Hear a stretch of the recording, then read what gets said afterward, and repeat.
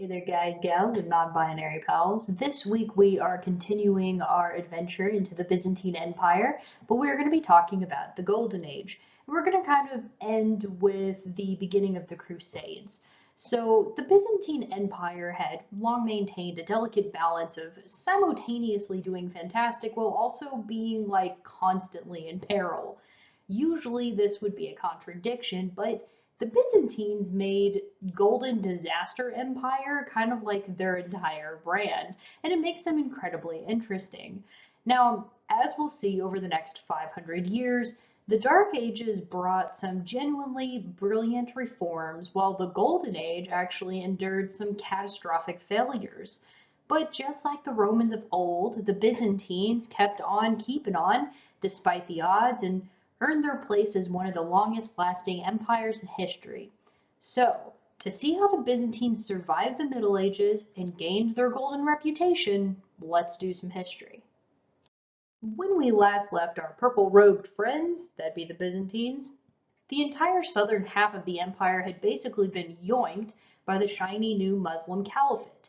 Within a century, these new neighbors had landed on Constantinople's doorstep on two separate occasions, and they were only repelled by the very fires of hell itself.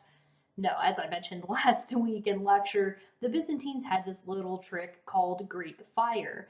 Basically what it was is like a secret substance that could be shot from a siphon at an incoming navy, and it would burn down everything from the mast to even the water. Yeah, that's right. Fire that burns water. Crazy stuff.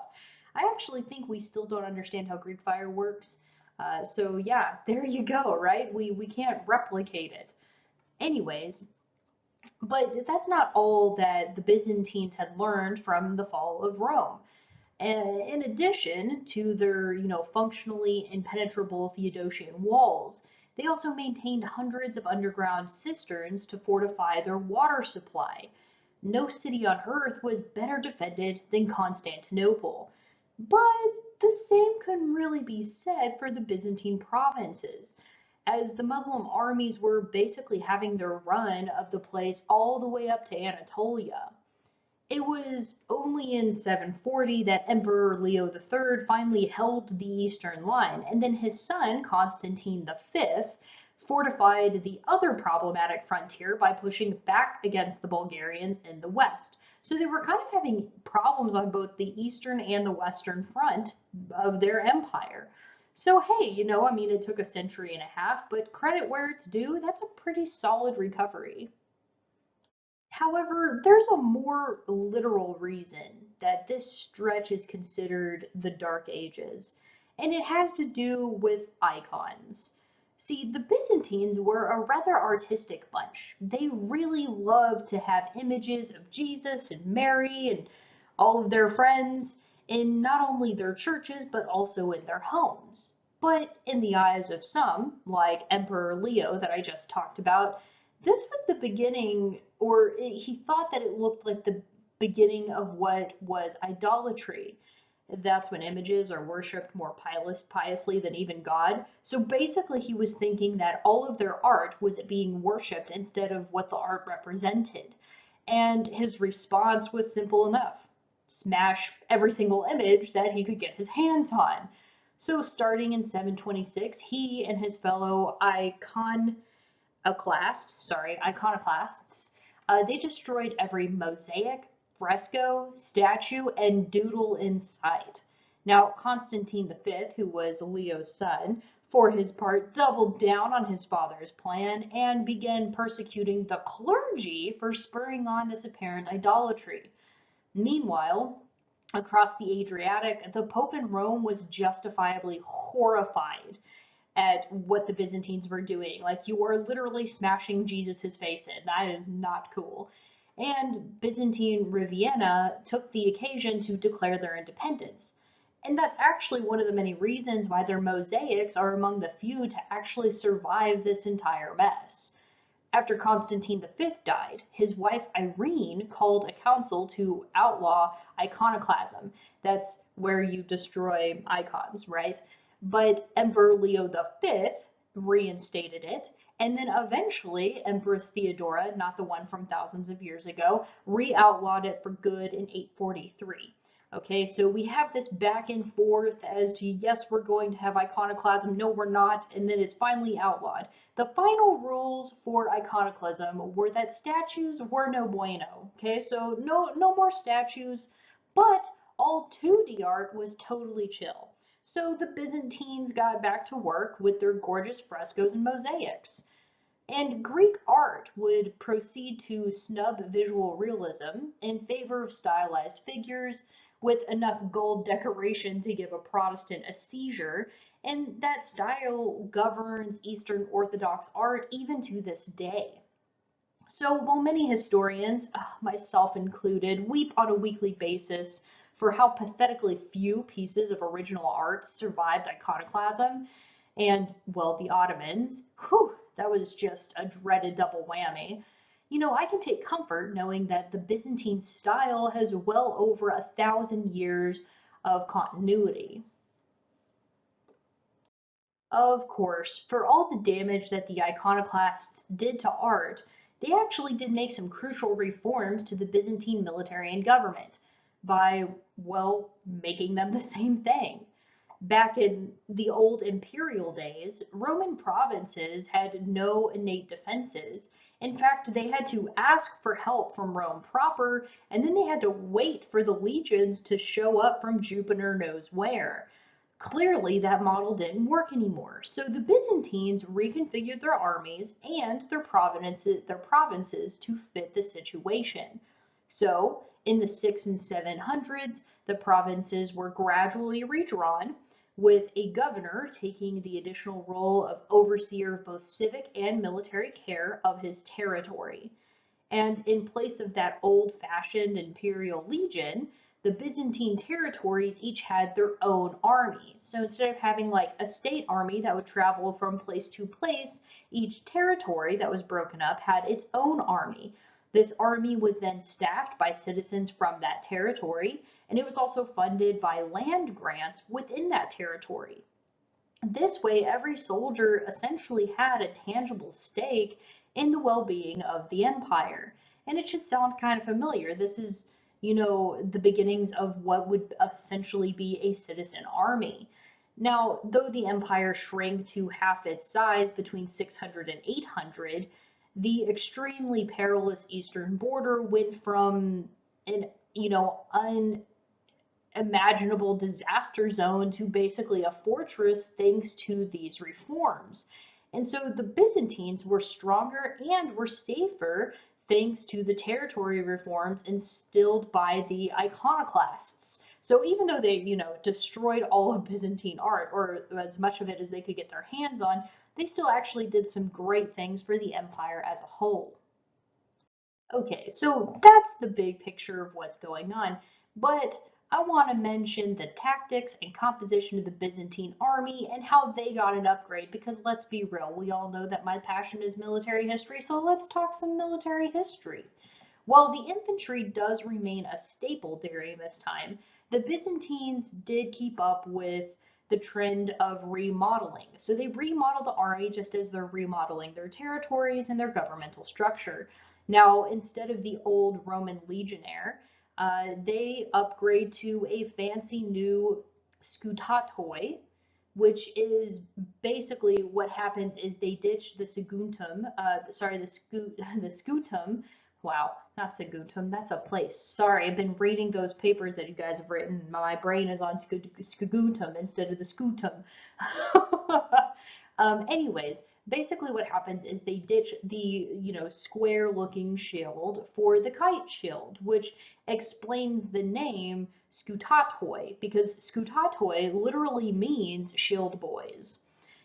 There's also, to support the shield boys, you need some archers, and the archers were called toxoatoi, toxoatoi, and of course, in order to support both the infantry and the archers, we needed the biggest and the baddest unit that the Byzantine Empire had, which was the cataphract. The cataphract, these guys, they were basically hoplites on horses, with the steed and the rider decked from head to hoof in scale armor. Basically, the name technically means fully armored, but I like to translate it to full metal cavalry. Those of you that are gamers, awesome, you got my reference. If you're not, you're like, what? Anyways, cataphracts, they were first introduced as a counter to the Arabic cavalry, which otherwise ran circles around those poor skatatoi, right? The shield boys, the infantry of the time. So eventually, the cataphracts, the cataphracts became the core of the Byzantine military and kind of like a byword for Byzantine power.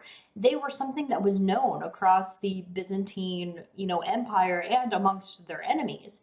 Infantry and archers would ultimately weaken the enemy line, and then the cataphracts would swoop in to hammer through the weak points and then just shatter enemy formations like GG.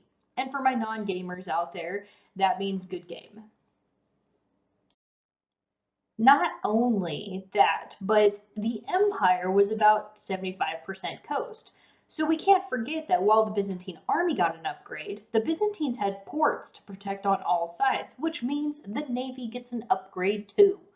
In the Aegean, they had territory. They had territory all along the Mediterranean, and they had territory on the Black Sea. So they really had to maintain a pretty beefy navy. The Byzantine Empire is a whole lot like the United States. While the US is technically, or should be technically, a continental power, we're also a naval power, and that's because we have a ton of coastline, and that is really unique to the United States. But in this instance, the Byzantine Empire is also in this thing where they have both a powerful army and a powerful navy. Usually you have one or the other, but the Byzantines had both.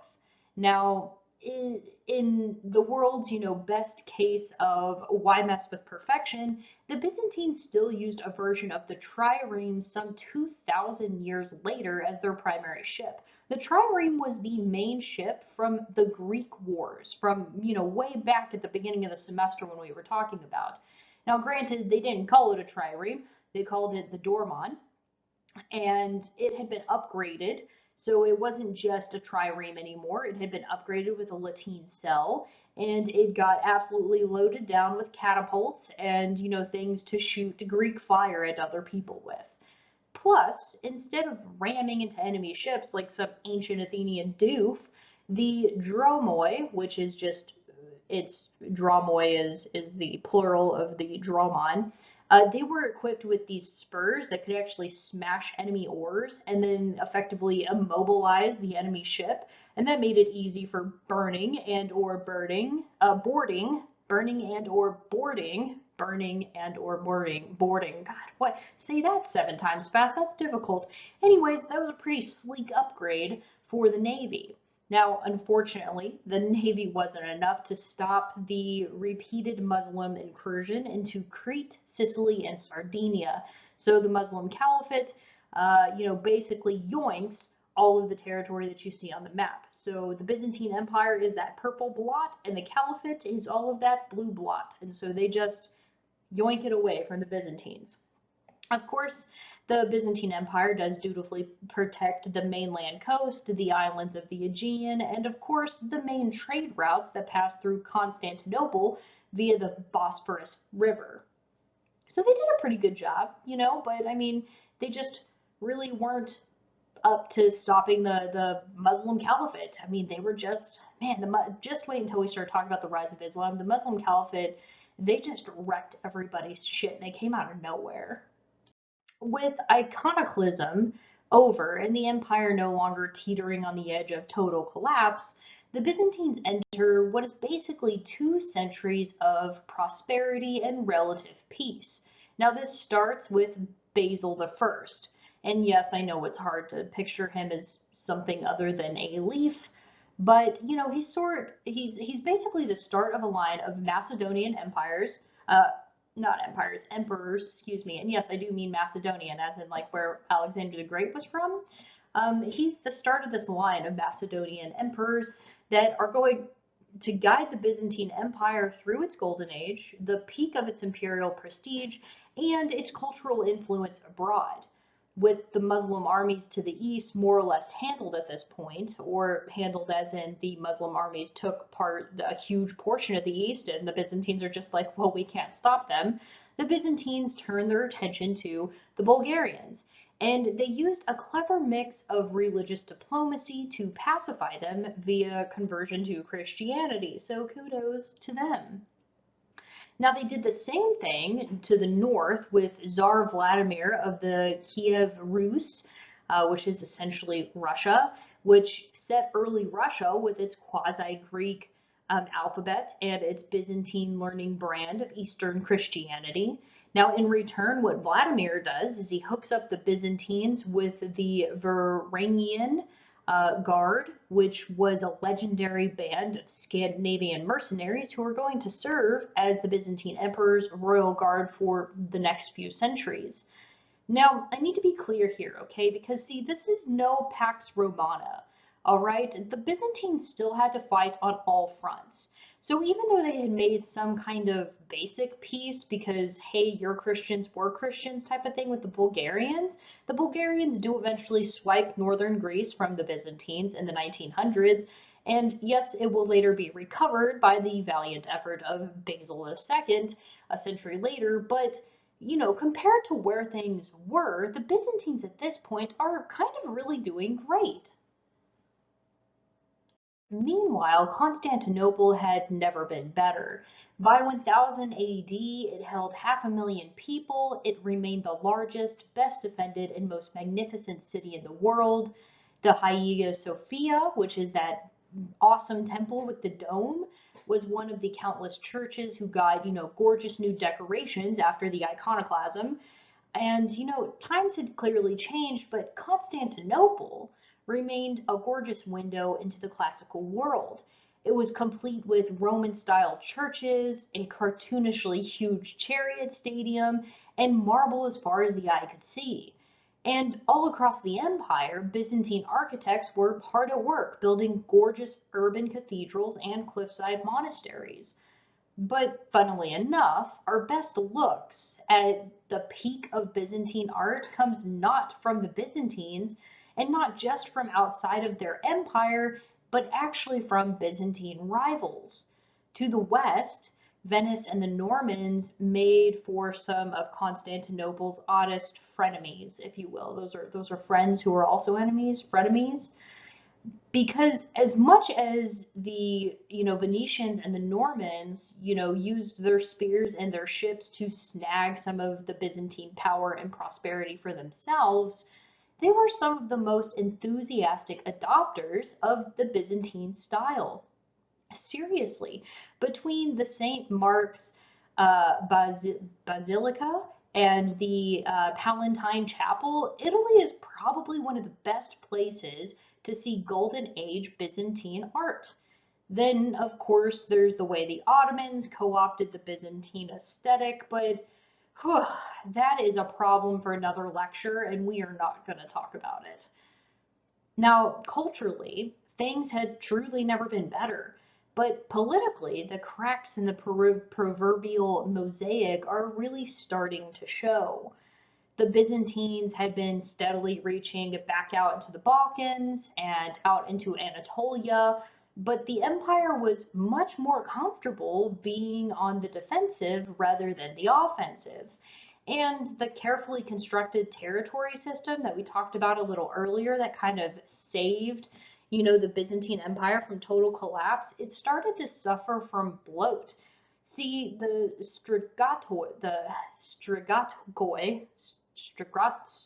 wow, I am so sorry, the Strategoi, which were generals, they were the governors, right? So they were governors and generals over the territory. They got kind of complacent and they started to ignore their civic duties, and they instead played monopoly men with their territories, trying to yoink territories from other, people. And between the Theodosian walls and the gold-covered domes, the cushy bureaucrats in Constantinople barely raised their heads from their books to tell them to stop it. So each of these parties are going to blame the other for the empire's problems, and both of them did exactly nothing to fix it. So we start to see the beginning of the end, really. Now, the emperor at the time also didn't help matters by completely and totally ignoring the themata, which were the soldiers who were from the different territories, and instead he began to rely more and more on the tagma, which was the standing army that was meant primarily for campaigning purposes only. So, yeah, the emperor, the bureaucrats, and even the local generals are all kind of just power grabbing, and none of them are actually caring about, the Byzantine Empire itself. So we really start to see the edges of the empire fraying once again. So this puts the Byzantines in an extremely precarious position. They were spread too thin and poorly prepared to face any new threats, but it's like I guess it was kind of like they were trying to stab their new enemies with lit spaghetti. Come on, you guys. I had to make at least one spaghetti joke. This is Rome we're talking about. What I mean is, to the west, the Normans, they swoop into southern Italy to conquer it, or the last of the Byzantine pockets in Italy. And then you have to the east the Seljuk Turks, who basically dumped on the Byzantines so hard that Anatolia just disappeared from the Byzantine Empire. And the Turks didn't even have to try that hard to do it. What do I mean? Well, half the Byzantine army deserted en route to the Battle of Manzikert, which is where Anatolia was lost in 1071, and the generals made a series of miscalculations on their way there that led essentially to an entirely unavoidable outcome. That outcome being the end of Anatolia being a part of the Byzantine Empire. So by the time we get to 1075, the empire had never been smaller and it had never been weaker. You'd think the Greeks, the Byzantines, same, one and the same, would know a thing or two about hubris, but apparently not. And unfortunately for them, the 1000s only frayed the already dodgy relationship between the churches in Constantinople and Rome, which we're about to talk about next. Justinian's big idea of one church and one empire, went kaput as soon as the southern half of the Mediterranean went poof because the Muslim Caliphate yoinked it away from the Byzantine Empire. And essentially, Byzantine authority in Rome remained nominal at best. When the Papal States officially split in 754, it was really only a formality. The Papal States had essentially been running themselves for quite a while at that point. And this is because communication between East and West was already really tricky. And it was tricky because so few Byzantines spoke Latin and so few Romans spoke Greek. So literally the Byzantine Empire or the Roman Empire, right, because we're talking about the Eastern Roman Empire here, had been split, and now they're even having issues communicating because the Byzantines didn't speak Latin and the Romans didn't speak Greek, and so they were having issues talking to one another.